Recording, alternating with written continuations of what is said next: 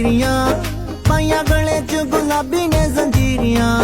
ਸਾਡੇ ਨੈਣਾਂ ਵਿੱਚ ਆਸ਼ਕੀ ਦੀ ਤਾਲ ਹੈ, ਤਾਈਓ ਨੱਚਣੇ ਨੂੰ ਕਹਿੰਦੀਆਂ ਫਕੀਰੀਆਂ।